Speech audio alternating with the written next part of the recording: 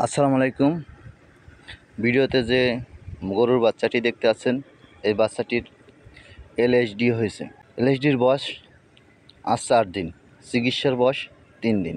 গরুটি খাবার দাবার খাওয়া বন্ধ করে দিয়েছিল এবং প্রচুর পরিমাণ শরীরে পানি জমছিল, পাও একটা ফুলে উঠছিল।